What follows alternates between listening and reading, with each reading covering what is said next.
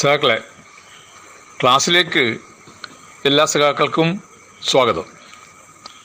ഇന്ന് ഒരു പ്രധാനപ്പെട്ട വിഷയത്തെക്കുറിച്ചാണ് ക്ലാസ് എടുക്കാൻ ഉദ്ദേശിക്കുന്നത്. മാർക്സിസ്റ്റ് പദാവലി എന്നത് വളരെ വിപുലമായൊരു വിഷയമാണ് എന്ന് സഖാക്കൾക്ക് അറിയാമല്ലോ. എല്ലാ പദങ്ങളെക്കുറിച്ചും ഒരു ക്ലാസ്സിൽ ഉൾക്കൊള്ളിക്കാൻ സാധിക്കുകയുമില്ല. എങ്കിൽ പോലും വളരെ പ്രധാനപ്പെട്ട സഖാക്കൾ അറിഞ്ഞിരിക്കേണ്ട, എന്നാൽ ചില തെറ്റായ ധാരണ കൂടി കൊണ്ടു നടക്കുന്ന ചില പദങ്ങളുണ്ട്. അതിലൊന്നാണ് ഭരണകൂടം. അപ്പോൾ ഭരണകൂടം, വിപ്ലവം, ഈ രണ്ട് കാര്യത്തെക്കുറിച്ചാണ് ഇന്നത്തെ പദാവലിയിൽ പ്രധാനമായിട്ടും നമ്മൾ ചേർക്കാൻ ഉദ്ദേശിക്കുന്നത്. ഭരണകൂടത്തെക്കുറിച്ച് പൊതുവിൽ ഒരുപാട് തെറ്റിദ്ധാരണകൾ നാട്ടിലുണ്ട്. എന്താണ് ഭരണകൂടം എന്ന് ചോദിച്ചാൽ അതിന് ഏറ്റവും നല്ല ഉത്തരം കൊടുക്കുന്നത് സഖാവ് ലെനിനാണ്. സഖാവ് ലെനിൻ്റെ സ്റ്റേറ്റ് ആൻഡ് റവല്യൂഷൻ എന്ന പ്രസിദ്ധമായ ഒരു ഗ്രന്ഥമുണ്ട്. ആ ഗ്രന്ഥത്തിൽ ഭരണകൂടത്തിൻ്റെ ഒരു നിർവചനം കൊടുത്തിട്ടുണ്ട്. ആ നിർവചനം എന്ന് പറയുന്നത് ഞാൻ പറയാം, ശ്രദ്ധിച്ചോളൂ. ഒരു വർഗം മറ്റൊരു വർഗത്തിന്മേൽ ആധിപത്യം ചെലുത്താൻ പ്രയോഗിക്കുന്ന മർദ്ദന ഉപകരണമാണ് ഭരണകൂടം. ഒരു വർഗം മറ്റൊരു വർഗത്തിന്മേൽ ആധിപത്യം ചെലുത്താൻ പ്രയോഗിക്കുന്ന മർദ്ദന ഉപകരണമാണ് ഭരണകൂടം. പട്ടാളം, പോലീസ്, കോടതി, ജയിൽ, ഉദ്യോഗസ്ഥ ശ്രേണി തുടങ്ങിയവയെല്ലാം ഭരണകൂടത്തിൻ്റെ മർദ്ദന ഉപകരണങ്ങളാണ്. ഈ ഉപകരണങ്ങൾ വെച്ചാണ് ഒരു വർഗം മറ്റൊരു വർഗത്തിന്മേൽ ആധിപത്യം ചെലുത്താൻ ശ്രമിക്കുന്നത്. ഭരണകൂടം ഉടലെടുക്കുന്നത് വർഗ വിഭജനത്തോടെയാണ്. വർഗ വിഭജിത സമൂഹത്തിൽ ചൂഷിതരെ മർദ്ദിച്ചൊതുക്കാൻ ചൂഷകർക്ക് അധികാരം വേണം. അടിച്ചൊതുക്കാനുള്ള ആയുധങ്ങൾ വേണം. അതിനുവേണ്ടി ചൂഷകവർഗം കെട്ടിപ്പൊക്കിയതാണ് ഭരണകൂടം. ഭരണകൂടം പല രൂപങ്ങൾ കൈക്കൊള്ളൂ. രാജവാഴ്ച, പാർലമെന്ററി വ്യവസ്ഥ, പട്ടാള ഭരണം, ഏകാധിപത്യം, അങ്ങനെ പലതാകാം.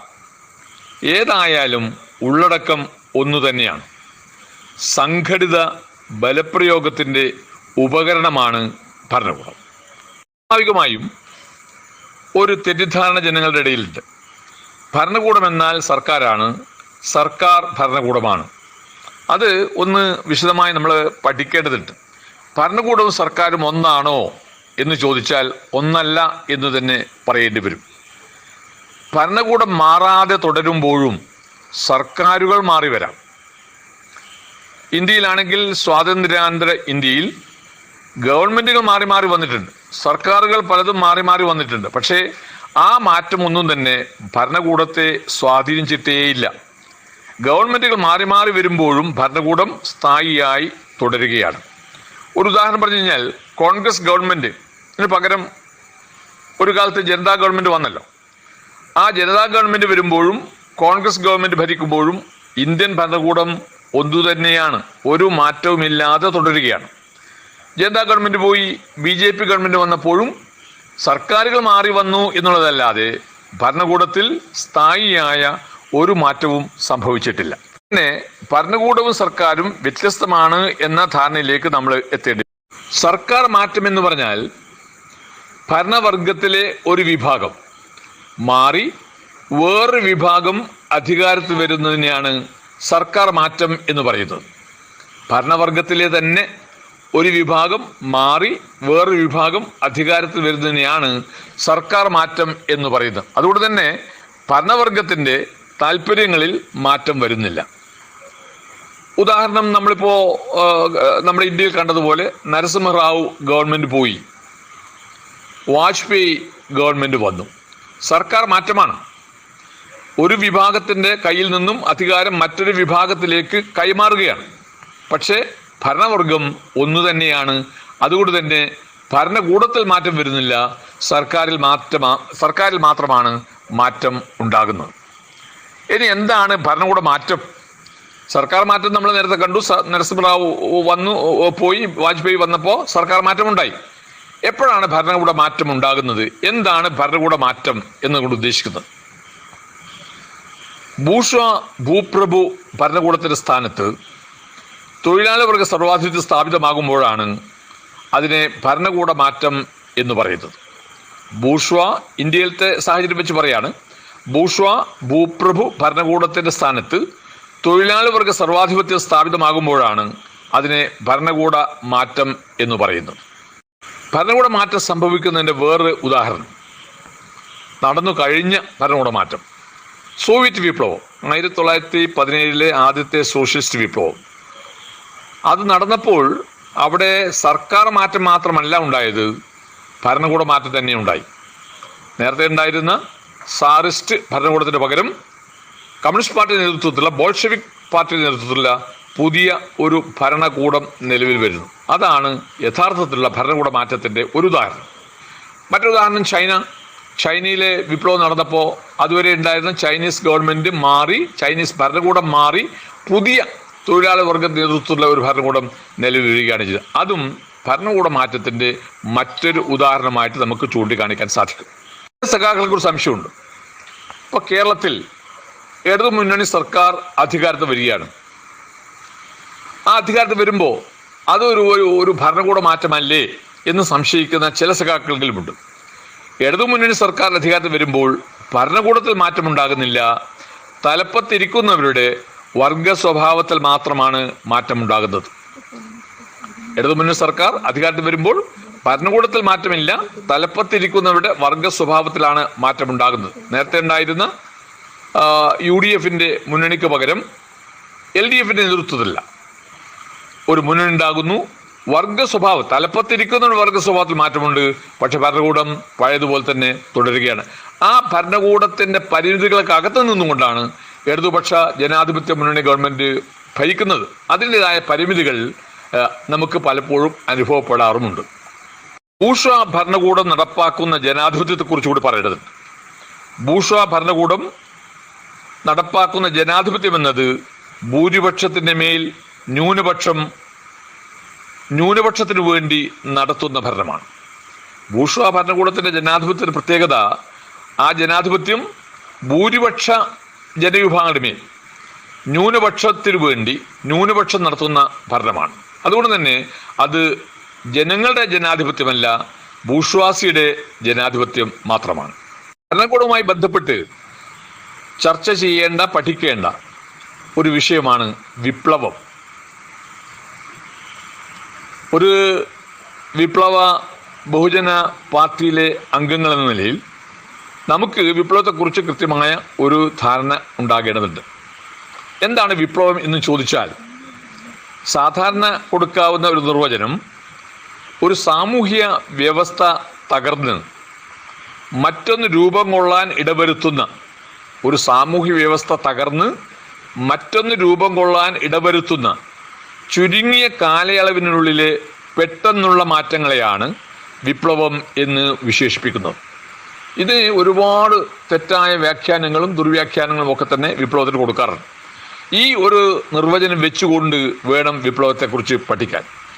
ഒന്നുകൂടി ഞാൻ പറയാം, ഒരു സാമൂഹ്യ വ്യവസ്ഥ തകർന്ന് അല്ലെങ്കിൽ തകർത്ത് മറ്റൊന്ന് രൂപം കൊള്ളാൻ ഇടവരുത്തുന്ന ചുരുങ്ങിയ കാലയളവിനുള്ളിലെ പെട്ടെന്നുള്ള മാറ്റങ്ങളെയാണ് വിപ്ലവം എന്ന് വിശേഷിപ്പിക്കുന്നത്. ഉള്ളടക്കത്തിൽ അത് ഒരു മേധാവി വർഗത്തെ പുറന്തള്ളി മറ്റൊരു വർഗത്തെ അധികാരത്തിൽ കൊണ്ടുവരലാണ്. ഒരു മേധാവി വർഗം നിലവിലുള്ള മേധാവി വർഗത്തെ ഒഴിവാക്കി പുറന്തള്ളി അതിൻ്റെ ശത്രുവർഗത്തിലുള്ള ഒരു വർഗത്തെ, ശത്രു വിഭാഗത്തിലുള്ള വർഗത്തെ അധികാരത്തിൽ കൊണ്ടുവരലാണ് വിപ്ലവം. വിപ്ലവം സർവതല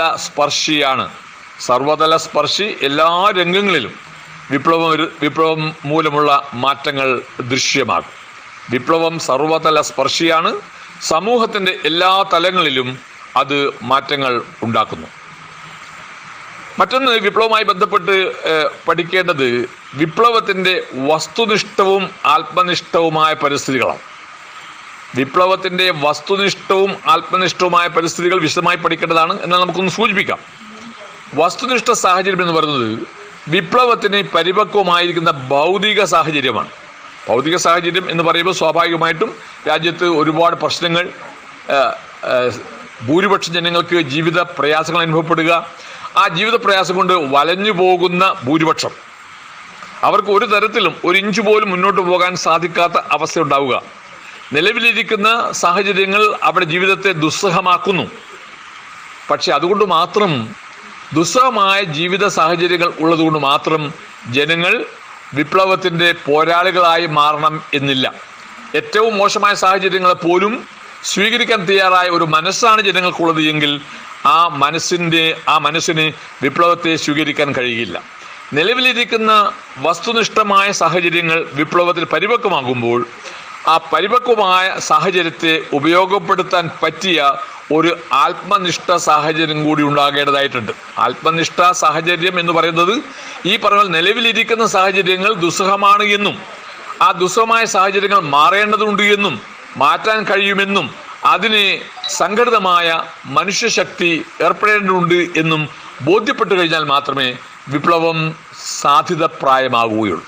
ഇപ്പോൾ ചുരുക്കി പറഞ്ഞാൽ, ചില രാജ്യത്ത് ദാരിദ്ര്യമുണ്ട്, പഠനമുണ്ട്, തൊഴിലില്ലായ്മയുണ്ട്, ജീവിത പ്രയാസങ്ങളുണ്ട്, എല്ലാമുണ്ട്. പക്ഷേ ആ സമൂഹം വിപ്ലവത്തിലേക്ക് നീങ്ങണമെന്നില്ല.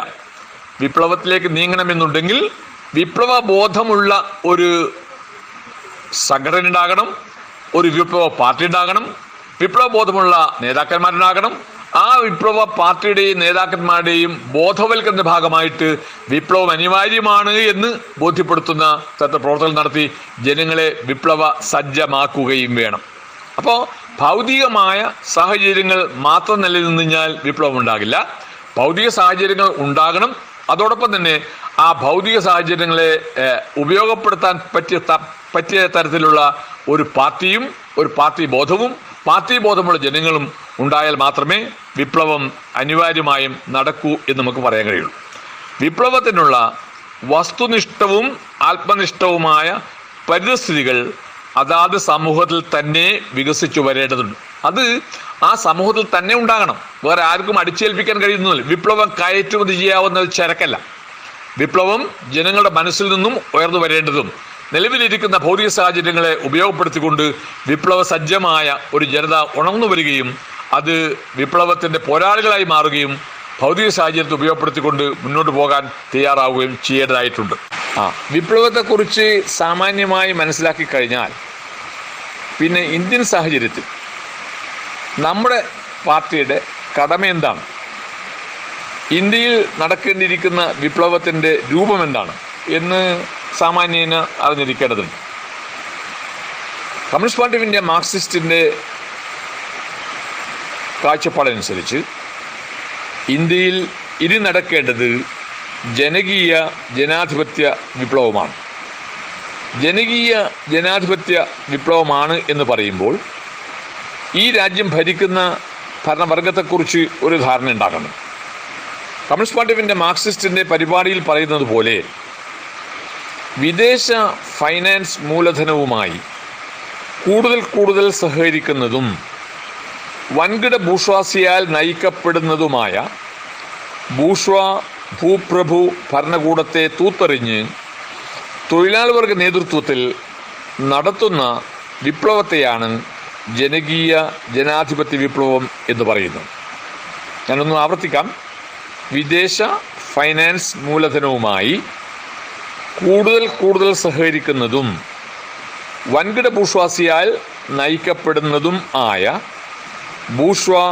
ഭൂപ്രഭു ഭരണകൂടത്തെ തൂത്തെറിഞ്ഞ് തൊഴിലാളി വർഗ നേതൃത്വത്തിൽ നടത്തുന്ന വിപ്ലവത്തെയാണ് ജനകീയ ജനാധിപത്യ വിപ്ലവം എന്ന് പറയുന്നത്. ഇത് അതിൻ്റെ പാർട്ടി പരിപാടിയിൽ പറയുന്ന കൃത്യമായ വാചകമാണ്. ഇത് നമ്മൾ മനസ്സിലാക്കേണ്ടത് വിദേശ ഫൈനാൻസ് മൂലധനം എന്നതുകൊണ്ട് പാർട്ടി ഉദ്ദേശിക്കുന്നത് സാമ്രാജ്യത്വമാണ്. വിദേശ ഫൈനാൻസ് മൂലധനത്തിൻ്റെ ഭാഗമായിട്ട് സാമ്രാജ്യത്വ ശക്തികൾക്കെതിരായ പോരാട്ടം, ഈ സാമ്രാജ്യത്വ ശക്തികളുമായി സഹകരിച്ചാണ് ഇന്ത്യയിലെ ഭൂപ്രഭു ഭരണകൂടം മുന്നോട്ട് പോകുന്നത്. ഒപ്പം തന്നെ ഇന്ത്യ രാജ്യം ഭരിക്കുന്ന ഭൂപ്രഭു ഭരണത്തിൻ്റെ തലപ്പത്തിരിക്കുന്നത് വൻകിട ബൂർഷ്വാസിയാണ്. വൻകിട ബൂർഷ്വാസിയാൽ നയിക്കപ്പെടുന്ന ബൂർഷ്വാ ഭൂപ്രഭു വർഗമാണ് ഇന്ത്യ രാജ്യം ഭരിക്കുന്നത്. അപ്പോൾ നമ്മുടെ എതിർപ്പ് ഈ വിപ്ലവത്തിൻ്റെ കുന്തമുന സാമ്രാജ്യത്തിനെതിരായിട്ട് വേണം, വൻകിട ബൂർഷ്വാസിക്കെതിരായിട്ട് വേണം, അതുപോലെ തന്നെ ബൂർഷ്വാ ഭൂപ്രഭു വർഗത്തിനെതിരായിട്ട് വേണം. അത്തരത്തിൽ ഉള്ള ഈ ശക്തികളെയൊക്കെ എതിർത്ത് തോൽപ്പിക്കാൻ പാകത്തിൽ ഒരു ജനകീയ ജനാധിപത്യ വിപ്ലവം ഈ രാജ്യത്ത് നടക്കേണ്ടതുണ്ട് എന്നാണ് communist party of India Marxist പറയുന്നത്. നമുക്ക് ജനകീയ ജനാധിപത്യ വിപ്ലവത്തെക്കുറിച്ച് പിന്നീട് ഒരിക്കൽ പരാമർശിക്കേണ്ടി വരുമെന്നുകൊണ്ട് ഞാൻ അതേക്കുറിച്ച് കൂടുതൽ ഇപ്പോൾ പറയുന്നില്ല. ഒരു വിപ്ലവം നടത്തുമ്പോൾ അല്ലെങ്കിൽ നടക്കേണ്ടതുണ്ടെങ്കിൽ രണ്ട് പ്രധാനപ്പെട്ട പദങ്ങളെക്കുറിച്ച് നമ്മൾ പഠിക്കണം. വിപ്ലവം എന്ന പദത്തെക്കുറിച്ച് നമ്മൾ ഏകദേശം മനസ്സിലാക്കി കഴിഞ്ഞാൽ രണ്ട് പ്രധാനപ്പെട്ട പദങ്ങൾ നമ്മൾ ഹൃദയസ്ഥമാക്കേണ്ടതുണ്ട്. അത് ഒന്ന് തന്ത്രം, മറ്റൊന്ന് അടവുകൾ. തന്ത്രം, അടവുകൾ ഇത് വിപ്ലവത്തിൻ്റെ അവിഭാജ്യ ഘടകമാണ്. വിപ്ലവത്തെക്കുറിച്ച് മനസ്സിലാക്കണമെന്നുണ്ടെങ്കിൽ ഈ രണ്ട് വാക്കുകളെക്കുറിച്ച് കൃത്യമായ ധാരണ നമുക്കുണ്ടാകണം. സാധാരണ വ്യവഹാര ഭാഷയിൽ രണ്ട് വാക്കുകളും ഒരേ അർത്ഥത്തിലാണ് പ്രയോഗിക്കാറ്. നമ്മൾ സാധാരണ സംസാരിക്കുമ്പോൾ തന്ത്രത്തെക്കുറിച്ചും അടവുകളെക്കുറിച്ചും പറയുമ്പോൾ ഒരേ അർത്ഥത്തിലാണ് അത് പ്രയോഗിക്കുന്നത്. തന്ത്രം എന്ന വാക്കിന് സാധാരണ വ്യവഹാര ഭാഷയിൽ സൂത്രപ്പണി, കൗശലം എന്നെല്ലാമാണ് അർത്ഥം. നമ്മൾ പറയുമ്പോൾ അങ്ങനെ പറയാം, ആൾ നല്ല തന്ത്രശാലി, നല്ല സൂത്രക്കാരനാണ്, ഏത് കാര്യവും സൂത്രപ്പണി കൊണ്ട് നേടിയെടുക്കുന്നവനാണ്. തന്ത്രം എന്ന വാക്കിന് സാധാരണ വ്യവഹാര ഭാഷയിൽ സൂത്രപ്പണി, കൗശലം എന്നെല്ലാമാണ് അർത്ഥം. എന്നാൽ മാർക്സിസ്റ്റ് പദാവലിയിൽ ആ വാക്കിന് പ്രത്യേകമായ അർത്ഥമുണ്ട്. പ്രത്യേകമായ വെച്ചാൽ വളരെ ഗൗരവമായ അർത്ഥമുള്ള ഒരു വാക്കാണ് തന്ത്രം എന്നത് ഈ വിപ്ലവത്തിൻ്റെ അല്ലെങ്കിൽ മാർക്സിസ്റ്റ് പദാവലി. മാർക്സിസ്റ്റ് പദാവലിയിൽ തന്ത്രം എന്നാൽ വെറും തന്ത്രമല്ല, വിപ്ലവതന്ത്രമാണ്. വിപ്ലവതന്ത്രം എന്നതുകൊണ്ട് മാർക്സിസ്റ്റ് പദാവലി ഉദ്ദേശിക്കുന്നത് വിപ്ലവ പരിപാടി എന്നാണ്. ഒരു രാജ്യത്തിൻ്റെ വിപ്ലവ തന്ത്രം എന്ന് പറയുന്നത് ആ രാജ്യത്ത് നടക്കേണ്ടിയിരിക്കുന്ന വിപ്ലവത്തിൻ്റെ പരിപാടി എന്തായിരിക്കണം എന്നാണ്. ഒരു വിപ്ലവം വിജയിപ്പിക്കാൻ ആവശ്യമായ മൊത്തം പ്ലാൻ എന്നാണ് മാർക്സിസ്റ്റ് പദാവലിയിൽ തന്ത്രത്തിൻ്റെ അർത്ഥം. ചുരുക്കി പറഞ്ഞാൽ തന്ത്രം എന്ന് പറയുന്നത് വിപ്ലവത്തിൻ്റെ മൊത്തം പ്ലാൻ ആണ്.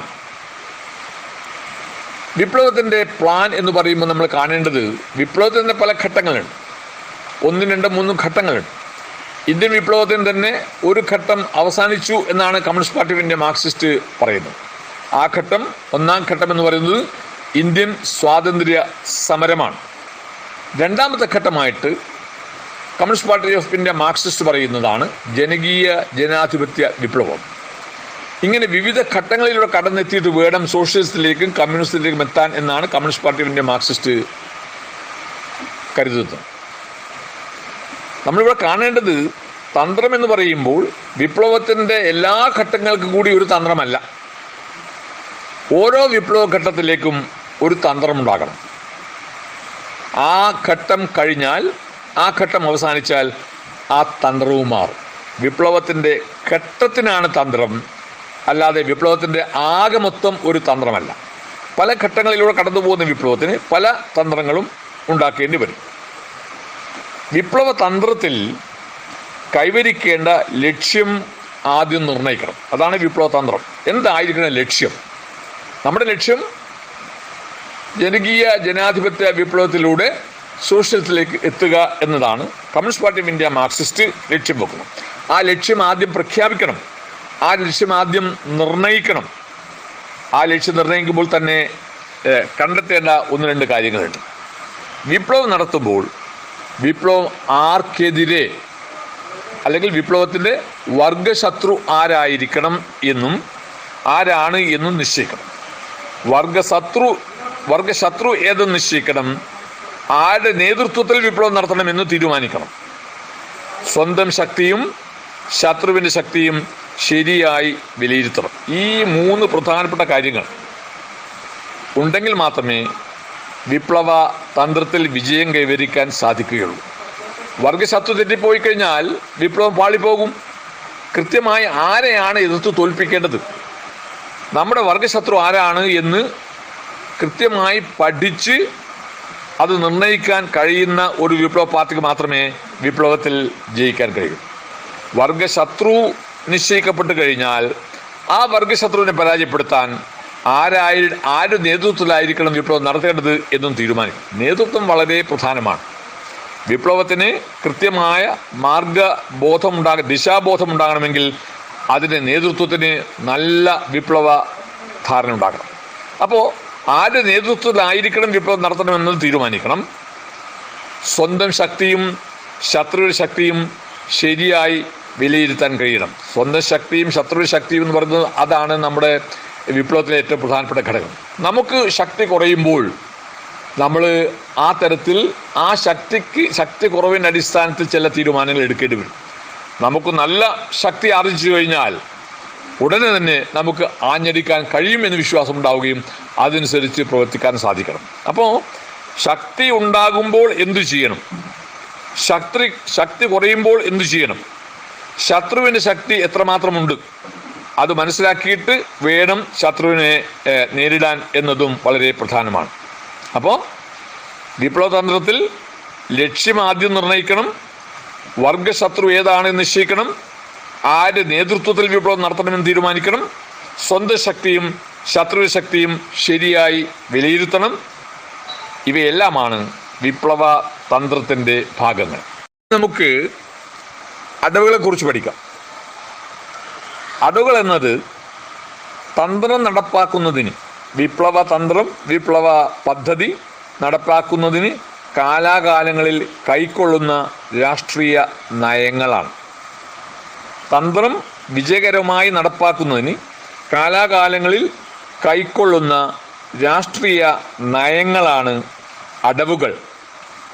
തന്ത്രം വിജയിപ്പിക്കുകയാണ് അടവു മാറ്റങ്ങളുടെ ലക്ഷ്യം. അടവു മാറ്റങ്ങൾ എന്ന് പറയുന്നത് തന്നെ കാലാകാലങ്ങളിൽ ഉണ്ടാകാവുന്ന സാഹചര്യങ്ങളെ പരമാവധി ഉപയോഗപ്പെടുത്തിക്കൊണ്ട് അതിന് പാകത്തിൽ തന്ത്രം വിജയിപ്പിക്കാൻ ആവശ്യമായ അടവു മാറ്റവും കൂടി വിപ്ലവത്തിൻ്റെ അവിഭാജ്യ ഘടകമാണ്.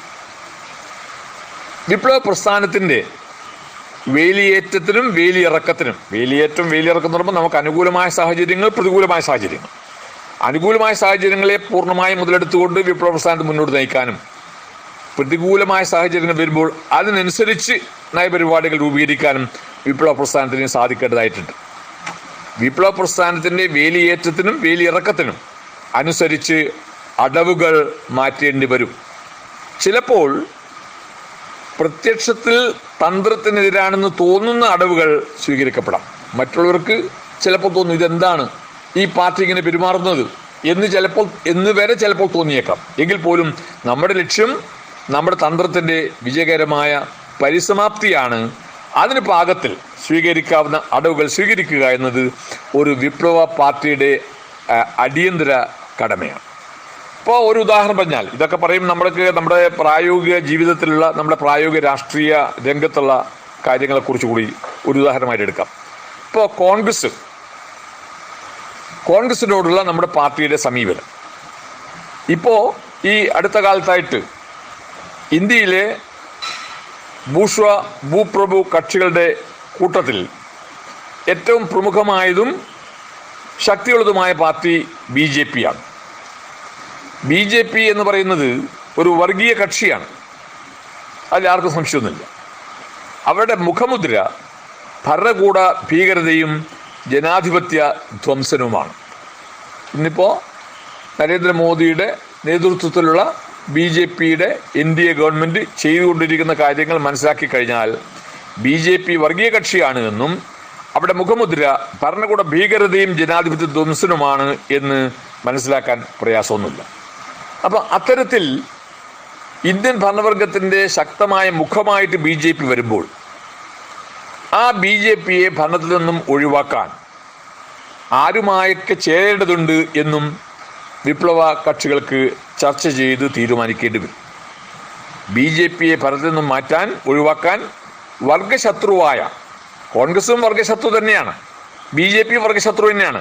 പക്ഷേ രണ്ട് വർഗശത്രുക്കൾ വരുമ്പോൾ ആ ഒരു വർഗശത്രുവിനെ, കൂടുതൽ അപകടകാരിയായ ഒരു വർഗശത്രുവിനെ ഒഴിവാക്കാൻ വേണ്ടി വർഗശത്രുവായ കോൺഗ്രസിനെ ചിലപ്പോൾ ചില അവസരങ്ങളിൽ പിന്തുണയ്ക്കേണ്ടി വരുമെന്നതും ഒരു അടവ് നയമായിട്ട് communist party of India Marxist കാണുകയാണ്.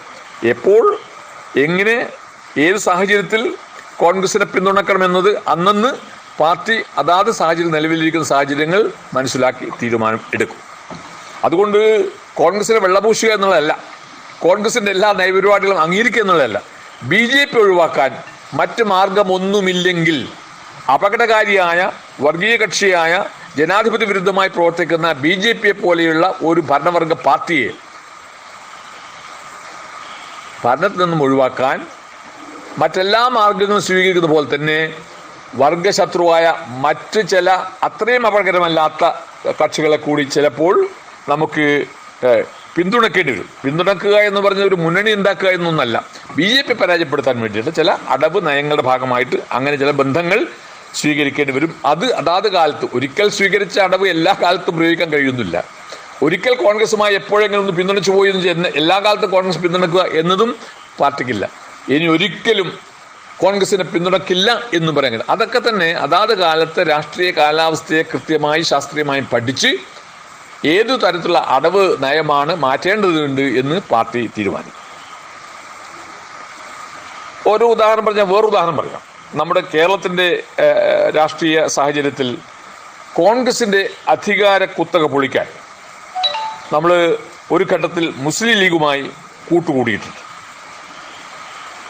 1959 വിമോചനത്തിൻ്റെ ഭാഗമായിട്ട് കമ്മ്യൂണിസ്റ്റ് പാർട്ടിയെ ഒറ്റപ്പെടുത്തിക്കൊണ്ട് എല്ലാ കക്ഷികളും, എല്ലാ കമ്മ്യൂണിസ്റ്റ് വിരുദ്ധ കക്ഷികളും ചേർന്നുകൊണ്ട് ഒരു മുക്കൂട്ട് മുന്നുണ്ടാക്കി. ആ മുക്കൂട്ട് മുന്നണിയുടെ ഉദ്ദേശം കമ്മ്യൂണിസ്റ്റ് പാർട്ടിയെ ഒറ്റപ്പെടുത്തുക എന്നതാണ്. കമ്മ്യൂണിസ്റ്റ് പാർട്ടിയെ ഒറ്റപ്പെടുത്തി നശിപ്പിക്കുക എന്നുള്ള അവിടെ തന്ത്രം പരാജയപ്പെടുത്താൻ വേണ്ടി നമ്മൾ അന്ന് നമുക്കൊരു തരത്തിലും സ്വീകാര്യമാണ് എന്ന് പറയാൻ പറ്റാത്ത മുസ്ലിം ലീഗുമായിട്ട് പോലും ചേരേണ്ടി വന്നിട്ടുണ്ട്. മുസ്ലിം ലീഗുമായി ചേർന്ന് കോൺഗ്രസിൻ്റെ ഭരണക്കുത്തക അവസാനിപ്പിക്കാൻ സാധിച്ചു എന്നത് അന്നത്തെ ഒരു രാഷ്ട്രീയ അടവ് നയത്തിൻ്റെ ഭാഗമാണ്. അത് കഴിഞ്ഞ് ആ സാഹചര്യം മാറിയപ്പോൾ ഭരണക്കുത്തക ഒഴിവായി, കോൺഗ്രസ് ദുർബലമായി, കമ്മ്യൂണിസ്റ്റ് പാർട്ടി വളർന്നു വരാൻ തുടങ്ങി. അപ്പോൾ പിന്നീട് ഇത്തരം വർഗീയ കക്ഷികളുമായിട്ട് ബന്ധപ്പെടേണ്ടതില്ല എന്നും തീരുമാനിക്കുകയും മുസ്ലിം ലീഗുമായിട്ടുള്ള എല്ലാ ബന്ധങ്ങളും ഒഴിവാക്കുകയും പാർട്ടി ചേർന്നു. അതൊക്കെ തന്നെ നമ്മുടെ പാർട്ടിയുടെ മുന്നോട്ടുള്ള പ്രയാണത്തിന് സഹായിക്കാവുന്ന അടവ് നയത്തിൻ്റെ മറ്റൊരു ഉദാഹരണമാണ്. ഒരു കാര്യം കൂടി കൂട്ടിച്ചേർക്കാനുള്ളത്, തന്ത്രത്തിന് വഴങ്ങി ചില രാഷ്ട്രീയ കക്ഷികളുമായി കൂട്ടുചേരുകയോ കൂട്ടുവിടുകയോ മുന്നണികൾ ഉണ്ടാക്കുകയോ വിടുകയോ ചെയ്യുന്നത് രാഷ്ട്രീയ കൂട്ടുകെട്ടിലെ അടവ് മാറ്റമാണ്.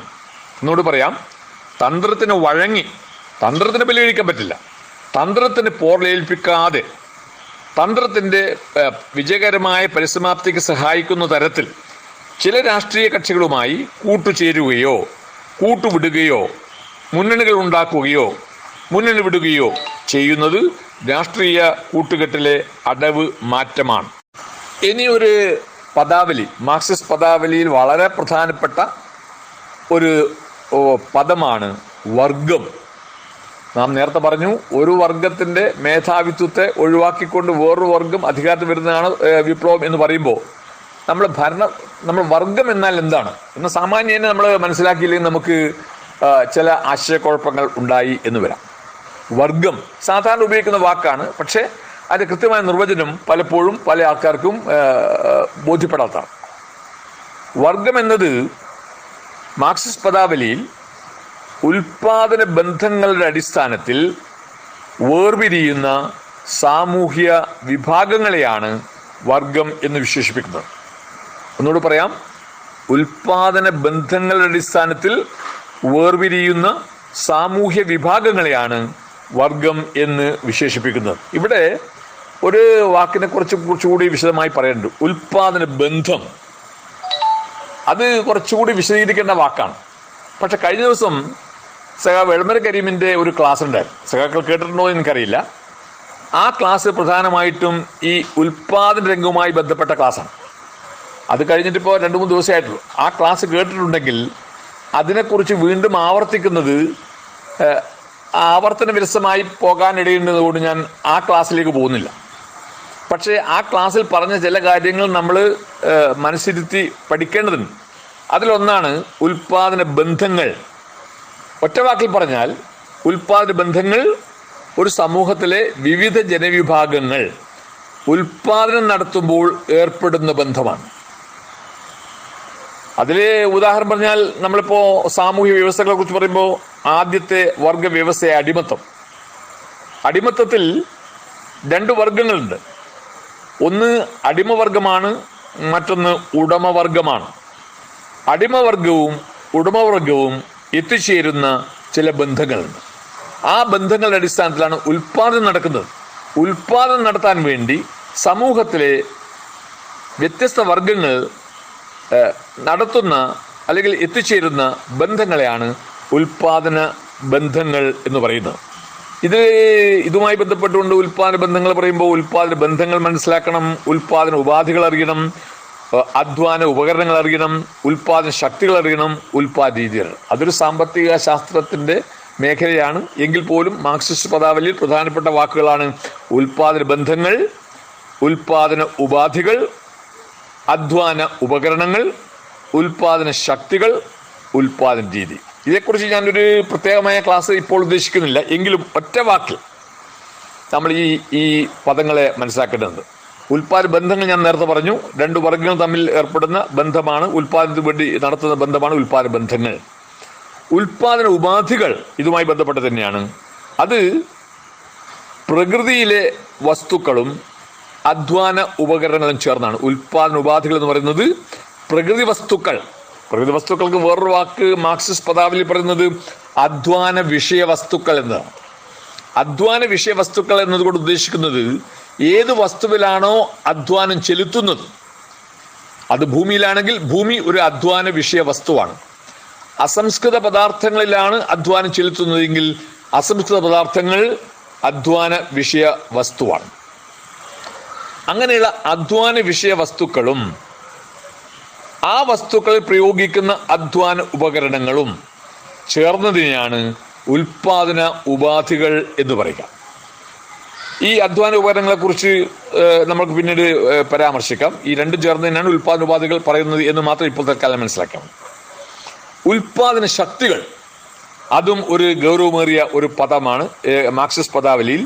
ഉൽപാദന ശക്തികൾ എന്ന് പറയുമ്പോൾ അതിനകത്ത് വരുന്നത് നേരത്തെ പറഞ്ഞ അധ്വാന വിഷയവസ്തുക്കൾ വരും, ആ വിഷയവസ്തുക്കളിൽ പ്രയോഗിക്കുന്ന ഉപകരണങ്ങൾ വരും, ആ ഉപകരണം ഉപയോഗിച്ചുകൊണ്ട് അതിൽ ചെലുത്തുന്ന അധ്വാന ശേഷി വരും, അതുപോലെ തന്നെ അധ്വാന ശേഷി വർദ്ധിപ്പിക്കാൻ ആവശ്യമായ സാങ്കേതിക വിദ്യകളും വരും. ചുരുക്കി പറഞ്ഞാൽ ഉൽപാദന ശക്തികൾ എന്ന് പറയുന്നത് അധ്വാനശേഷി, അധ്വാന വിഷയവസ്തുക്കൾ, അധ്വാന ഉപകരണങ്ങൾ, സാങ്കേതിക വിദ്യ, ഇതെല്ലാം കൂടി ചേർന്നതിനാണ് ഉൽപാദന ശക്തികൾ എന്ന് പറയുന്നത്. അത് വേണമെങ്കിൽ നമുക്ക് വേറൊരു ദിവസം ഒരു വിശദമായ ക്ലാസിന്റെ വിഷയമായിട്ട് എടുക്കാവുന്നതാണ്. നമ്മളിപ്പോൾ മനസ്സിലാക്കേണ്ടത് ഒരു സമൂഹത്തിലെ 2 വർഗങ്ങൾ, മിക്കവാറും വർഗ വിഭജിത സമൂഹത്തിൽ എല്ലാത്തിലും 2 വർഗങ്ങൾ ഉണ്ടാവും. ആദ്യത്തെ വർഗ വ്യവസ്ഥയാണ് അടിമത്തം. അതിനു മുമ്പ് പ്രാകൃത കമ്മ്യൂണിസ്റ്റ് യുഗത്തിൽ വർഗങ്ങളില്ല. ആദ്യത്തെ വർഗ വ്യവസ്ഥ അടിമത്തമാണ്. അവിടെ 2 വർഗങ്ങൾ ഉടലെടുക്കുന്നുണ്ട്. അടിമകളുടെ വർഗം, നേരത്തെ പറഞ്ഞ പോലെ ഉടമകളുടെ വർഗം. അത് തമ്മിലുള്ള ബന്ധങ്ങൾ ആദ്യം സൗഹൃദപരമായ ബന്ധമാണ്, പിന്നീട് സംഘർഷങ്ങൾ ഉണ്ടാകുന്നു. ആ സംഘർഷ ഭാഗമായിട്ട് ആ വ്യവസ്ഥയെ തന്നെ ഇല്ലായ്മ ചെയ്യുന്നു എന്നത് നമ്മൾ സാധാരണ കാണുന്നതാണ്. അതുപോലെ തന്നെ നാടുവാഴിത്വവും വർഗവ്യവസ്ഥയാണ്. 2 വർഗങ്ങൾ ഈ നാടുവാഴിത്വത്തിലുമുണ്ട്. ഒന്ന് ജന്മിവർഗമാണ്, മറ്റൊന്ന് കുടിയാൻ വർഗമാണ്. ഈ 2 വർഗങ്ങളും ചേർന്നുണ്ടാകുന്ന ബന്ധത്തെയാണ് നാടുവാഴിത്വത്തിലെ ഉൽപാദന ബന്ധം എന്ന് പറയുന്നത്. നമ്മളിപ്പോൾ ജീവിക്കുന്ന മുതലാളിത്ത സമൂഹം, ആ മുതലാളിത്ത സമൂഹത്തിലും 2 വർഗങ്ങളുണ്ട്. 2 വിരുദ്ധ വർഗങ്ങളാണ്. ഒന്ന് മുതലാളിയാണ്, മറ്റൊന്ന് തൊഴിലാളിയാണ്. മുതലാളിയും തൊഴിലാളിയും ഉൾക്കൊള്ളുന്ന 2 വർഗങ്ങൾ ഉൾക്കൊള്ളുന്ന മുതലാളിത്ത സമൂഹത്തിൽ ആ 2 വർഗങ്ങൾ തമ്മിൽ ഉൽപാദനത്തിന്റെ അടിസ്ഥാനത്തിൽ ഉൽപാദന മേഖലയിൽ ചില ബന്ധങ്ങളിൽ ഏർപ്പെടുന്നുണ്ട്. ആ ബന്ധങ്ങളെയാണ് ഉൽപാദന ബന്ധങ്ങൾ എന്ന് നമ്മൾ നേരത്തെ ആമുഖമായിട്ട് സൂചിപ്പിച്ചു. എല്ലാ വർഗ വ്യവസ്ഥയിലും വ്യത്യസ്തങ്ങളായ വർഗങ്ങൾ ഉണ്ടാവുകയും ആ വർഗങ്ങൾ തമ്മിൽ സംഘർഷം ഉണ്ടാവുകയും ചെയ്യാറുണ്ട്. ആ സംഘർഷത്തെയാണ് പിന്നീട് നമ്മൾ വർഗ സമരം എന്ന് വിശേഷിപ്പിക്കുന്നത്. ഇനി നമുക്ക് വർഗ സമരം എന്താണ്, എന്നതിനെക്കുറിച്ചുകൂടി പഠിക്കേണ്ടതുണ്ട്. വിപ്ലവത്തിൻ്റെ അവിഭാജ്യ ഘടകമാണ് വർഗസമരം. വർഗസമരത്തെക്കുറിച്ച് പറയുമ്പോൾ ആ പദത്തിൻ്റെ കൃത്യമായ നിർവചനം വിരുദ്ധ താല്പര്യങ്ങളുള്ള വർഗങ്ങൾ തമ്മിൽ നടക്കുന്ന ഏറ്റുമുട്ടലിനെയാണ് വർഗസമരം എന്ന് പറയുന്നത്. വിരുദ്ധ താല്പര്യങ്ങളുള്ള വർഗങ്ങൾ തമ്മിൽ നടക്കുന്ന ഏറ്റുമുട്ടലിനെയാണ് വർഗസമരം എന്ന് പറയുന്നത്. അടിമ ഉടമ കാലഘട്ടത്തിലാണെങ്കിൽ വിരുദ്ധ വർഗങ്ങളിൽ നിന്ന് അടിമയും ഉടമയുമാണ്. ആ അടിമയും ഉടമയും തമ്മിലുള്ള താല്പര്യ സംഘർഷത്തിൻ്റെ അടിസ്ഥാനത്തിൽ നടക്കുന്ന സമരത്തെയാണ് ആ കാലത്തെ വർഗസമരം എന്ന് പറയുന്നു. മാർക്സ് പറഞ്ഞ ഒരു പ്രധാനപ്പെട്ട കാര്യം, വർഗങ്ങൾ ഉള്ളിടത്തോളം കാലം വർഗസമരവും തുടരും. അടിമ ഉടമ കാലഘട്ടത്തിൽ വർഗങ്ങളുണ്ട്, വർഗസമരവുമുണ്ട്. നാടുവാഴ്ത്തൽ വർഗങ്ങളുണ്ട്, അവിടെയും വർഗസമരം നടക്കും. മുതലാളിത്തത്തിൽ വർഗങ്ങളുണ്ട്, അതുകൊണ്ട് തന്നെ മുതലാളിത്തത്തിലും വർഗസമരം നടക്കും. വർഗസമരം വർഗങ്ങൾ ഉള്ളിടത്തോളം കാലം നടക്കും. വർഗങ്ങൾ ഇല്ലാതാകുമ്പോൾ മാത്രമാണ് വർഗസമരത്തിന് ഒരു പരിസമാപ്തി ഉണ്ടാവുക. മുതലാളിത്ത കാലഘട്ടത്തിലെ വർഗസമരം നമ്മൾ മനസ്സിലാക്കിയ പോലെ തന്നെ, നേരത്തെ പറഞ്ഞതുപോലെ തന്നെ, തൊഴിലാളികളും മുതലാളിമാരും തമ്മിലുള്ള വർഗസമരമാണ്. വർഗസമരം എല്ലായ്പ്പോഴും ഒരേ രൂപത്തിലല്ല നടക്കുന്നത്. തുടങ്ങിക്കഴിഞ്ഞാൽ അത് എല്ലായ്പ്പോഴും ഒരേ വഴിക്കു തന്നെ പോകും എന്ന് കരുതേണ്ടതില്ല. പല വഴിക്കും വർഗസമരം നടക്കും. ഒളിഞ്ഞും തെളിഞ്ഞും, നിയമവിധേയമായും നിയമവിരുദ്ധമായും, സമാധാനപരമായും സായുധ പ്രയോഗത്തിലും വർഗസമരം നടക്കും. ഏതു തരത്തിലുള്ള വർഗസമരമാണ് നടത്തേണ്ടത് എന്ന് വർഗസമരത്തിന് നേതൃത്വം കൊടുക്കുന്ന രാഷ്ട്രീയ പ്രസ്ഥാനങ്ങളാണ് പലപ്പോഴും തീരുമാനിക്കുക. അത് നിലവിലിരിക്കുന്ന രാഷ്ട്രീയ സാഹചര്യങ്ങൾ ഉപയോഗപ്പെടുത്തിക്കൊണ്ട് തെളിവിലുള്ള വർഗസമരം നടത്താൻ പറ്റുന്നുണ്ടെങ്കിൽ തെളിഞ്ഞ വർഗസമരം നടക്കും. ചിലപ്പോൾ ഒളിവിലുള്ള വർഗസമരമാണെങ്കിൽ ഒളിവിലുള്ള വർഗസമരം നടക്കും. നിയമവിധേയമായിട്ട് വർഗസമരം നടത്താൻ അനുവാദമുണ്ടെങ്കിൽ നിയമവിധേയമായിട്ട് നടക്കും. അല്ല, നിയമവിരുദ്ധമായിട്ടാണ് കാര്യങ്ങൾ പോകുന്നതെങ്കിൽ വർഗസമരവും നിയമവിരുദ്ധമായിട്ട് പോകേണ്ടി വരും. അനുകൂലമായ സാഹചര്യമാണെങ്കിൽ സമാധാനപരമായിട്ട് വർഗസമരം നടത്തേണ്ടി വരും. അല്ല, സമാധാനപരമായ വർഗസമരത്തിന് സാധ്യതയില്ലെങ്കിൽ സായുധ പ്രയോഗത്തിലും വർഗസമരം നടക്കും. അപ്പോൾ ഏത് തരത്തിലുള്ള വർഗസമരമാണ് നടക്കുന്നത് മുൻകൂട്ടി പറയാൻ ഒക്കില്ല. ആ സാഹചര്യങ്ങൾ എന്താണ്, നിലവിലിരിക്കുന്ന രാഷ്ട്രീയ സാഹചര്യങ്ങൾ എന്താണെന്ന് മനസ്സിലാക്കി അതിൻ്റെ അടിസ്ഥാനത്തിൽ ഒളിഞ്ഞും തെളിഞ്ഞും, നിയമവിധേയമായും നിയമവിരുദ്ധമായും, സമാധാനപരമായും സായുധ പ്രയോഗത്തിലും വർഗസമരം നടക്കുമെന്നാണ് മാർക്സിസ്റ്റ് കാഴ്ചപ്പാടിലൂടെ വെളിവാകുന്നത്. ഇനി ഏതൊക്കെ രംഗങ്ങളിലാണ് വർഗസമരം നടക്കുന്നത്? മാർക്സിസ്റ്റ് കാഴ്ചപ്പാടനുസരിച്ച് മുഖ്യമായി 3 രംഗങ്ങളിലാണ് വർഗസമരം നടക്കുന്നത്. അത് സാമ്പത്തികം, രാഷ്ട്രീയം, ആശയപരം. ഈ 3 രംഗങ്ങളിലും വിവിധ തട്ടുകളിലായി വർഗസമരം നടക്കും. ഒന്നിനെ ഊന്നി മറ്റൊന്നിനെ അവഗണിക്കുന്നത് ലക്ഷ്യപ്രാപ്തി വൈകിക്കും എന്നാണ് മാർക്സ് കണ്ടെത്തിയത്. ഒന്നിനെ ഊന്നി മറ്റൊന്നിനെ അവഗണിക്കുന്നത് ലക്ഷ്യപ്രാപ്തി വൈകിക്കും. ഒന്നിനെ ഊന്നി മറ്റൊന്നിനെ അവഗണിക്കുക എന്നപ്പോൾ സാമ്പത്തിക രംഗത്തെ വർഗസമരം കൊടുമ്പിരിക്കൊണ്ട വർഗസമരം. പക്ഷേ രാഷ്ട്രീയ രംഗത്ത് ഒന്നും നടക്കുന്നില്ല, ആശയപരമായ രംഗത്ത് ഒരു മാറ്റവും നടക്കുന്നില്ല എങ്കിൽ ഒന്നിനെ ഊന്നി മറ്റൊന്നിനെ അവഗണിക്കുന്നത് ലക്ഷ്യപ്രാപ്തി വൈകിക്കുമെന്നാണ് മാർക്സ് കണ്ടെത്തിയത്. സാമ്പത്തികവും രാഷ്ട്രീയവും ആശയപരമായ എല്ലാ രംഗങ്ങളിലും ഒരേ തോതിൽ കഴിയാവുന്നവരെ പരമാവധി ശക്തി ഉപയോഗിച്ചുകൊണ്ട് വർഗസമരത്തെ ഊട്ടി ഉറപ്പിച്ചാൽ മാത്രമേ വിപ്ലവ അനുകൂലമായ ഒരു സാഹചര്യം ഉളവെടുക്കൂ എന്നാണ് മാർക്സ്. ഈ വർഗ സമരത്തിൻ്റെ ക്ലാസുമായി ബന്ധപ്പെട്ട് പല രാജ്യങ്ങളിലും പല പ്രസ്ഥാനങ്ങളിലും വരുന്ന ഒരു അപചയത്തെക്കുറിച്ചുകൂടി പറയേണ്ടതായിട്ടുണ്ട്. ആ അപചയം സാമ്പത്തിക മാത്രവാദം എന്നറിയപ്പെടുന്ന അപചയമാണ്. സാമ്പത്തിക മാത്രവാദം എന്നതുകൊണ്ട് മാർക്സ് എന്താണ് മനസ്സിലാക്കിയത് എന്ന് നമുക്ക് പഠിക്കരുതായിട്ടുണ്ട്. എന്താണ് ട്രേഡ് യൂണിയനുകൾ? മാർക്സ് പറഞ്ഞത് കൂട്ടായ വിലപേശലിനുള്ള ഉപകരണമാണ് ട്രേഡ് യൂണിയനുകൾ എന്നാണ്. കൂട്ടായ വിലപേശലിനുള്ള തങ്ങളുടെ സേവന വേതന വ്യവസ്ഥകളിൽ മാറ്റം വരുത്തുന്നതിന് വേണ്ടി നടത്തുന്ന പ്രക്ഷോഭങ്ങൾക്കുള്ള ഉപകരണമാണ് ട്രേഡ് യൂണിയനുകൾ. തൊഴിലാളികളുടെ സാമ്പത്തിക ആവശ്യങ്ങൾ നേടിയെടുക്കുകയാണ് അവരുടെ ലക്ഷ്യം. ട്രേഡ് യൂണിയനുകളുടെ പ്രധാനപ്പെട്ട ലക്ഷ്യം തൊഴിലാളികളുടെ സാമ്പത്തിക കാര്യങ്ങൾ നേടിയെടുക്കുക എന്നതാണ്. സാമ്പത്തിക കാര്യങ്ങൾ എന്ന് പറയുമ്പോൾ കൂലി, അതുപോലെ തന്നെ മറ്റ് സേവന വേതന വ്യവസ്ഥകൾ, അതിൽ ഊന്നിയിട്ടുള്ള പ്രവർത്തനങ്ങളാണ് സാധാരണഗതിയിൽ ട്രേഡ് യൂണിയനുകൾ നടത്തുക. തൊഴിലാളി സംഘടനകൾ എന്ന നിലയ്ക്ക് ട്രേഡ് യൂണിയനുകൾക്ക് പ്രധാന ചുമതലകൾ നിർവഹിക്കാനുണ്ട്. തൊഴിലാളികളെ അച്ചടക്കത്തോടെയും വർഗബോധത്തോടെയും സംഘടിപ്പിക്കുകയും അവരിൽ രാഷ്ട്രീയ ബോധം വളർത്തുകയും അങ്ങനെ വിപ്ലവ പോരാട്ടത്തിൽ ചരിത്രപരമായി പങ്കുവഹിക്കാൻ വർഗത്തെയാകെ സജ്ജമാക്കുകയും ചെയ്യേണ്ടത് ട്രേഡ് യൂണിയനുകളുടെ കടമയാണ്. വളരെ പ്രധാനപ്പെട്ട ഒരു വാചകമാണ് ഞാനിപ്പോൾ പറഞ്ഞത്. തൊഴിലാളി സംഘടന എന്ന നിലയ്ക്ക് ട്രേഡ് യൂണിയനുകൾക്ക് പ്രധാനപ്പെട്ട ചുമതലകൾ നിർവഹിക്കാനുണ്ട്. ആ പ്രധാനപ്പെട്ട ചുമതലകളിൽ തൊഴിലാളികളെ അച്ചടക്കത്തോടെയും തൊഴിലാളികളെ അച്ചടക്കത്തോടെയും വർഗബോധത്തോടെയും താൻ ഏത് വർഗത്തിൽപ്പെട്ടവരാണ്, ഏത് വർഗ താല്പര്യത്തിന് വേണ്ടിയാണ് താൻ നിലകൊള്ളേണ്ടത് എന്ന് അവനെ പഠിപ്പിക്കുകയും വർഗബോധത്തോടെയും സംഘടിപ്പിക്കുകയും അവരിൽ രാഷ്ട്രീയ ബോധം വളർത്തുകയും.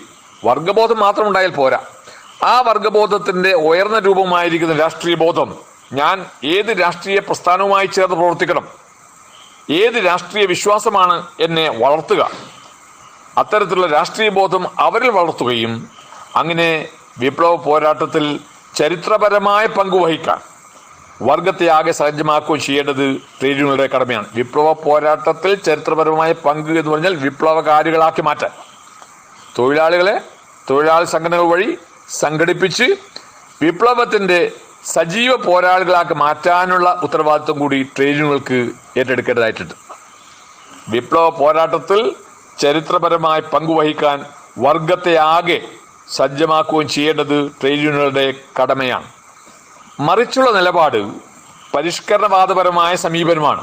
മറിച്ചുള്ള നിലപാടിൽ ഈ രാഷ്ട്രീയ ബോധമില്ലാതെ സാമ്പത്തിക ലാഭത്തിനു വേണ്ടി മാത്രം പ്രവർത്തിക്കുന്ന ചില ട്രേഡ് യൂണിയനുകൾ എങ്കിലുമുണ്ട്.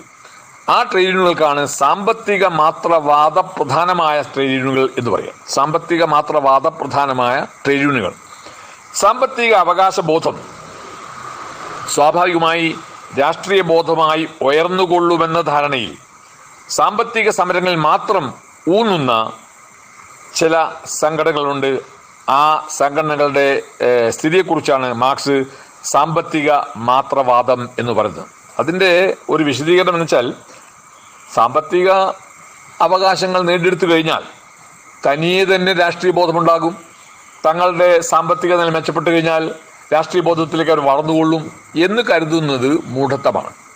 സാമ്പത്തിക അവകാശ ബോധത്തോടൊപ്പം തന്നെ ആ സാമ്പത്തിക അവകാശ ബോധ ഭാഗമായി ഉയർന്ന രാഷ്ട്രീയ ബോധമുണ്ടാക്കാനുള്ള സംഘടിതവും ബോധപൂർവമായ പ്രവർത്തനം നടത്തിയാൽ മാത്രമേ അവരെ എന്താക്കാൻ പറ്റുള്ളൂ, വിപ്ലവ പോരാട്ടത്തിലെ ചരിത്രപരമായ പങ്കുവഹിക്കുന്ന ആളുകളാക്കിയിട്ട് വളർത്തിയെടുക്കാൻ സാധിക്കുള്ളൂ. അല്ലാത്തപ്പോൾ വെറും സാമ്പത്തിക മാത്രവാദമായിട്ട് അത് ചുരുങ്ങും. അവര് വെറും തൊഴിലാളി സംഘടന ആയി മാറും. അവരൊരിക്കലും ഒരു രാഷ്ട്രീയ പ്രസ്ഥാനത്തിൻ്റെയോ രാഷ്ട്രീയ പോരാട്ടത്തിൻ്റെയോ ആളുകളായിട്ട് വളരാതിരിക്കാനും സാധ്യതയുണ്ട്. അതുകൊണ്ട് സാമ്പത്തിക മാത്രവാദം പോരാ, സാമ്പത്തിക കാര്യങ്ങൾക്ക് താല്പര്യം കൊടുക്കണം, അതുപോലെ തന്നെ രാഷ്ട്രീയ കാര്യങ്ങൾക്ക് താല്പര്യം കൊടുക്കണം. ആശയരംഗത്തെ വർഗസമരം, ഈ മൂന്നും ഒരുപോലെ ഒരേ തലത്തിൽ കൊണ്ടുപോകുമ്പോൾ മാത്രമാണ് വിപ്ലവ പോരാട്ടത്തിന് ഉശിരും ഊർജവും കൈവരിക. ഏകദേശം ഒരു 3/4 ഭാഗം ആയിക്കഴിഞ്ഞു. നമുക്ക് ക്ലാസ് 1 മണിക്കൂർ തീർക്കേണ്ടതുണ്ട്. ഈ പറഞ്ഞ വിപ്ലവവും ഭരണകൂടവുമായി ബന്ധപ്പെട്ട് കുറച്ച് ടേമുകൾ കൂടി, പദാവലികൾ കൂടി നമുക്ക് മനസ്സിലാക്കേണ്ടതായിട്ടുണ്ട്.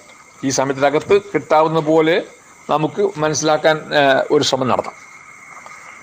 വിപ്ലവത്തിൻ്റെ കാര്യം ചർച്ച ചെയ്യുമ്പോൾ സ്വാഭാവികമായും വരുന്ന ഒരു പദമാണ്, മാർക്സിസ്റ്റ് പദാവലിയിലെ ഒരു പദമാണ് ബൂർഷ്വാസി.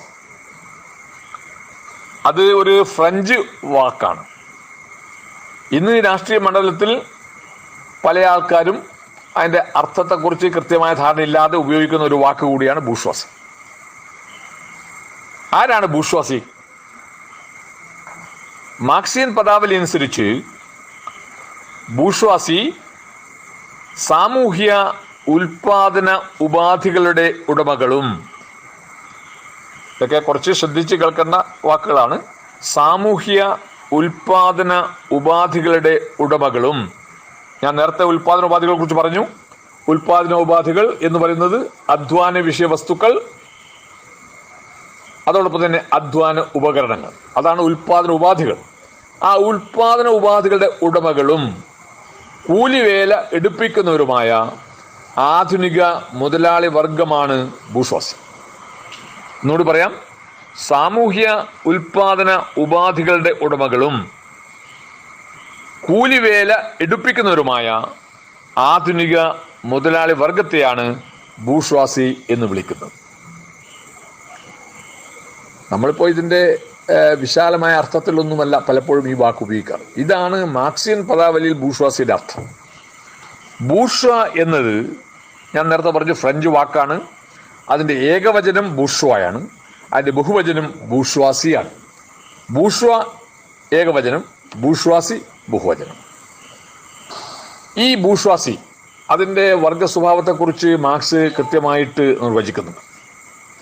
അതിന് മുമ്പുണ്ടായിരുന്നു ബൂർഷ്വാസി നിലവിൽ വരുന്നത് മുതലാളിത്തത്തോടു കൂടിയിട്ടാണ്.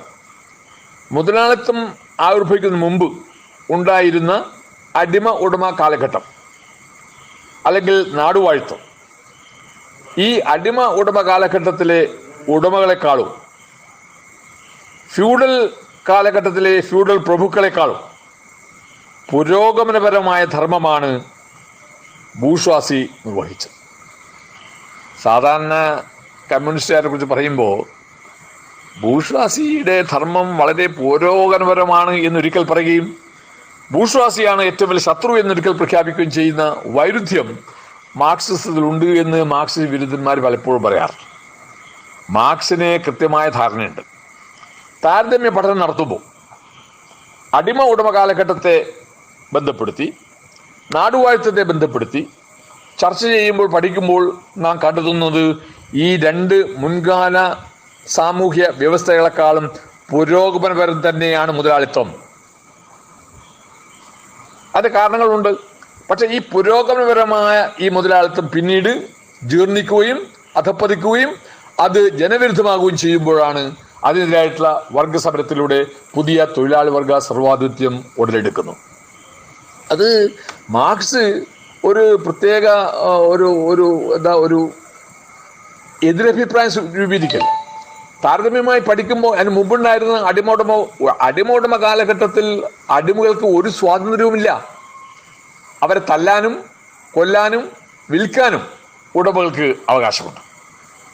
പക്ഷേ അതിൽ നിന്ന് വ്യത്യസ്തമായിക്കൊണ്ട് അതിനേക്കാൾ കുറച്ചുകൂടി മെച്ചപ്പെട്ട ഒരു വ്യവസ്ഥയാണ് നാടുവാഴ്ത്ത വ്യവസ്ഥ. നാടുവാഴ്ത്ത വ്യവസ്ഥയിൽ ജന്മിക്ക് കുടിയാനെ കൊല്ലാനുള്ള അവകാശമില്ല.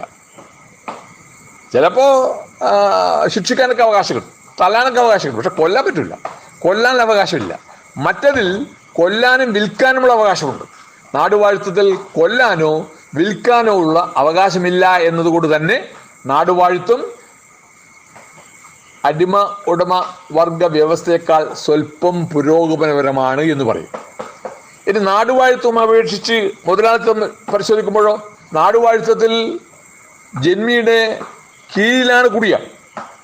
ജന്മി പറയുന്ന കാര്യങ്ങൾ അനുസരിക്കാൻ ബാധ്യപ്പെട്ടവനാണ് കുടിയാൻ. ജന്മിയുടെ നിലത്തിൽ അധ്വാനിക്കാൻ വിധിക്കപ്പെട്ടവനാണ് കുടിയാൻ. ആ ഒരു ബന്ധമാണ് നാടുവാഴി കുടിയാനും തമ്മിൽ ഉള്ളത്. അതുകൊണ്ട് തന്നെ അത് കഴിഞ്ഞ് പിന്നീട് വന്ന മുതലാളിത്തത്തിൽ ഈ കീഴിലെ വെറും ഒരു കീഴാളനല്ല മുതലാളിത്ത സമൂഹത്തിൽ. മുതലാളിയുടെ കീഴാളനല്ല തൊഴിലാളി പല കാര്യങ്ങളിലും സ്വതന്ത്രനാണ്. ആ സ്വതന്ത്രനായ തൊഴിലാളി അതിന് മുമ്പുണ്ടായിരുന്ന കീഴ്പ്പെട്ട് കഴിയേണ്ടി വന്നിരുന്ന കുടിയാനേക്കാൾ മെച്ചപ്പെട്ട നിലവാരത്തിലാണ് നിൽക്കുന്നത് എന്നുകൊണ്ടാണ് മുതലാളിത്തം കുറച്ചുകൂടി പുരോഗമനപരമാണ് എന്ന് താരതമ്യേന പുരോഗമനപരമാണ് എന്ന് മാർക്സ് പറയുന്നു. എന്താ ബൂർഷ്വാസിയുടെ സംഭാവന?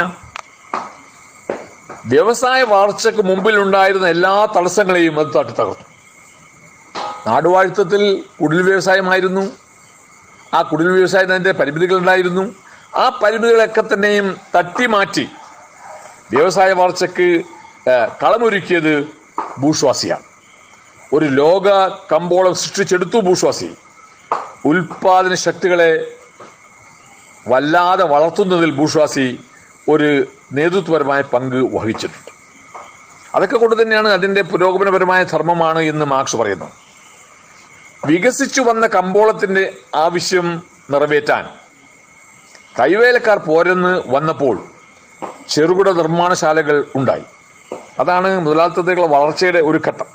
പണ്ട് കൈവേലക്കാരും അതുപോലെ തന്നെ ചെറിയ കമ്പോളമില്ല, ചെറിയ തരത്തിലെ കൈമാറ്റം മാത്രമായിരുന്നു നാടുവാഴ്ത്ത കാലഘട്ടത്തിൽ ഉണ്ടായിരുന്നെങ്കിൽ കൈമാറ്റത്തിന് പകരം കമ്പോളങ്ങൾ ഉണ്ടാവുകയും കമ്പോളങ്ങൾ വികസിക്കുകയും കമ്പോളങ്ങൾ രാജ്യാതിർത്തികൾ കടന്നുകൊണ്ട് വലിയ വൻകിട കമ്പോളമായി മാറുകയും ചെയ്തു.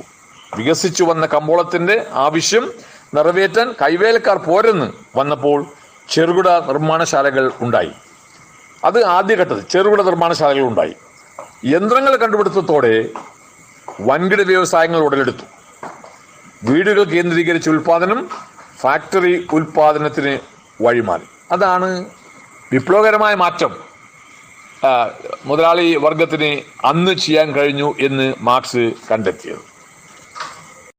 മുതലാളിമാർ തമ്മിലെ കടുത്ത മത്സരവും ഉൽപാദന രംഗത്തെ സാങ്കേതിക വിദ്യകളുടെ പ്രയോഗവും മൂലധനം വൻകിടക്കാരിൽ കേന്ദ്രീകരിക്കുന്നതിനിടയാക്കും. കുത്തക മുതലാളിമാർ അതുവഴി വളർന്നു വരും. ചെറുകിട ഉൽപാദകർ കുത്തക മുതലാളിമാർ വളർന്നു വരുമ്പോൾ സ്വാഭാവികമായും ചെറുകിട ഉൽപാദകർ തുടച്ചു നീക്കപ്പെടും. ഇത് മുതലാളിത്ത വളർച്ചയിലെ ഒരു വൈരുദ്ധ്യമാണ്. വികസിത മുതലാളിത്തത്തിൻ്റെ സവിശേഷതയാണ് കുത്തക ബൂർഷ്വാസിയുടെ ഉദയവും വളർച്ചയും.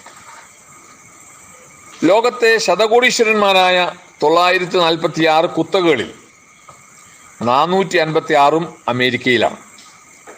ലോകത്തെ ശതകോടീശ്വരന്മാരായ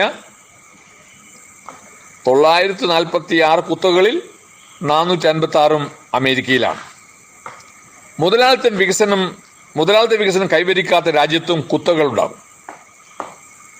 വികസിത മുതലാളിത്ത രാജ്യത്ത് മാത്രമേ കുത്തകൾ ഉണ്ടാകൂ എന്ന തെറ്റിദ്ധാരണ വേണ്ട.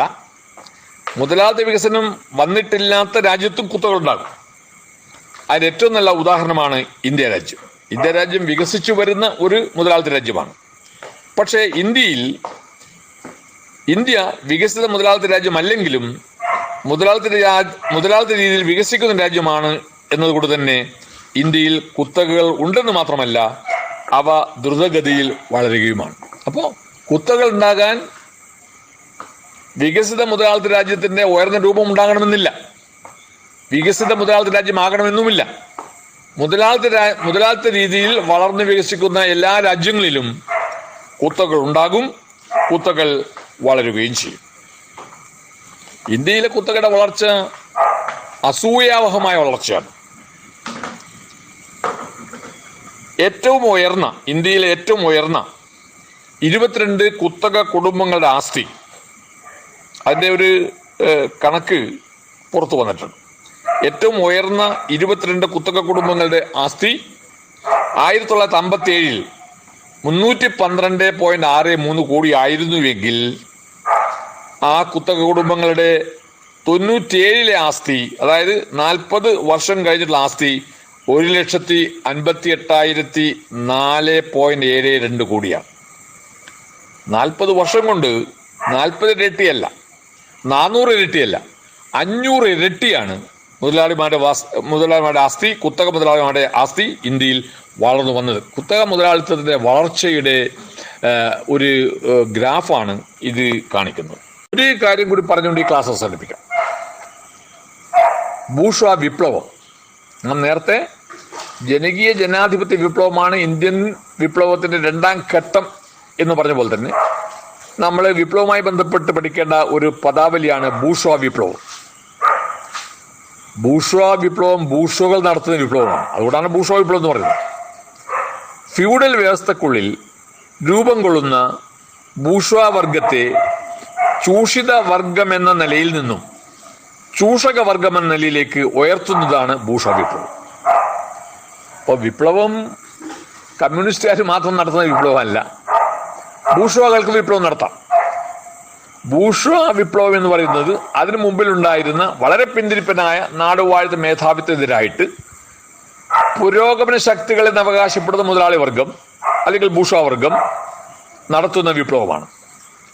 ഫ്യൂഡൽ വ്യവസ്ഥക്കുള്ളിൽ രൂപം കൊള്ളുന്ന ബൂർഷ്വാ വർഗത്തെ, ഫ്യൂഡൽ വ്യവസ്ഥയിൽ നിന്നാണ് ബൂർഷ്വാ വർഗം ഉണ്ടാക്കുന്നത്, ആ ബൂർഷ്വാ വർഗത്തെ പഴയ ചൂഷിത വർഗം എന്ന നിലയിൽ നിന്നും ഉയർത്തി, ചൂഷിത വർഗം എന്ന നിലയിൽ നിന്നും മാറ്റി ചൂഷക വർഗമാക്കുന്ന വിപ്ലവമാണ് ബൂർഷ്വാ വിപ്ലവം. അതായത് മുമ്പ് ബൂർഷ്വാസി ചൂഷിത വർഗമായിരുന്നു, നാടുവാഴ്ത്ത യുഗത്തിലെ ചൂഷിത വർഗമായിരുന്നു ബൂർഷ്വാസി.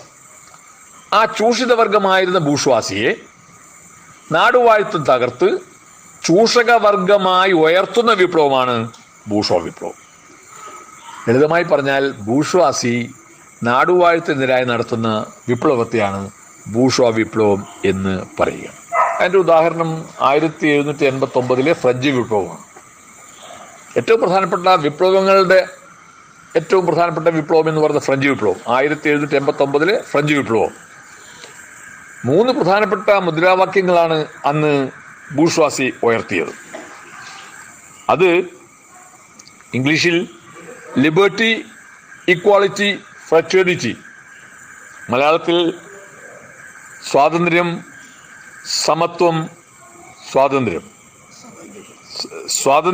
സമത്വം, സാഹോദര്യം. ഇക്വാളിറ്റി, ലിബർട്ടി, ഇക്വാളിറ്റി, ഫ്രറ്റേണിറ്റി, ഈ 3 സമ്മോഹനങ്ങളായ മുദ്രാവാക്യങ്ങൾ ഉയർത്തിക്കൊണ്ട് നാടുവാഴ്ത്തിനെതിരായി നിലകൊള്ളുന്ന എല്ലാ ജനവിഭാഗങ്ങളെയും ഒത്തൊരുമിപ്പിച്ച് നടത്തിയ വിപ്ലവമാണ് ഫ്രഞ്ച് വിപ്ലവം. കൃഷിക്കാർ, കൈത്തൊഴിലുകാർ, ചെറുകിട സ്വത്തുടമസ്ഥർ എന്നിവരെല്ലാം നല്ല രീതിയിൽ ബൂർഷ്വാസിക്ക് പിന്നിൽ അണിനിരന്നു. എന്നാൽ അധികാരത്തിലെത്തിയ ബൂർഷ്വാസി തൊഴിലാളികളെ കൊള്ളയടിക്കാൻ തുടങ്ങി.